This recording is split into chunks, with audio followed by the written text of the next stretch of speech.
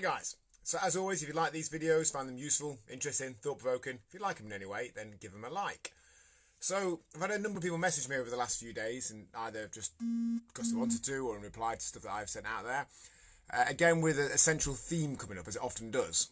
And that theme was struggling with the weekends. So saying that in the week they eat well, they eat on average in maintenance or deficit, and then the weekends undoes it.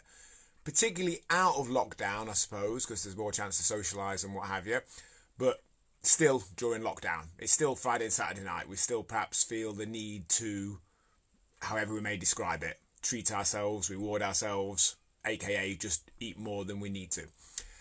And I completely get that. I feel much the same. And I would say, and I can show you for a fact from my Fitness Pal diary recordings, that I eat more at the weekend. My calories at the weekend are always higher than they are in the week. But I average it out so it fits within my budget.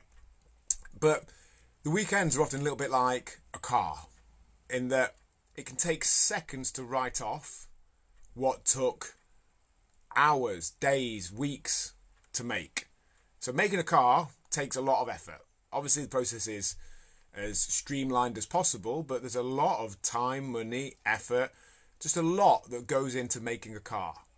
And that can be completely undone in seconds. And our food can be much the same. Getting into a deficit of a few thousand calories has to really generally take place over at least a good few days. You know, you can in theory not eat for a day or two, but that's not really an approach that will work long term. So it involves a number of meals where we eat a bit less perhaps than we might like to. Not necessarily in volume, because we may have gone for higher or sort of lower calorie density foods, so we still get sufficient volume whilst keeping the total number of calories down. But it does require, to get, let's say, a 3,000-4,000 calorie deficit, that requires a number of days or weeks perhaps of effort. And that can be undone in seconds or minutes at least. We can have a meal from, some pubs have meals that are like 3,000 calories for a single meal. If we have a couple of drinks with that, we can easily be on the best part of 4,000 or 5,000 calories without even realising it. It's quite easy if we go out and have a starter, a main, a side, a dessert and several drinks to be in the best part of several thousand calories. And that takes some real undoing. That is essentially written off. I know we don't use the term because I find it limits the way most people look at it. But essentially it's written off all that good work that we've done.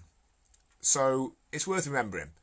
Doesn't mean we can't go out when we're able to. Doesn't mean we can't have a good time.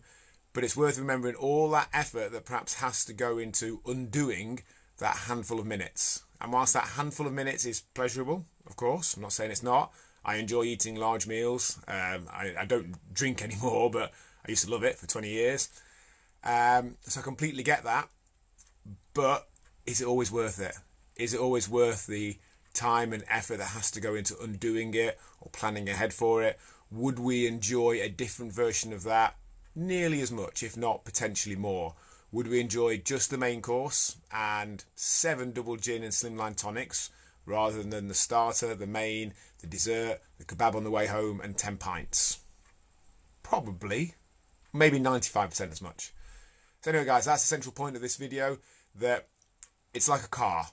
The amount of effort and time that goes into creating a deficit in this case can be written off in seconds or minutes with a few foolish decisions that we'll regret afterwards. As always, if you like these videos, find them useful, interesting, thought-provoking, then give them a like.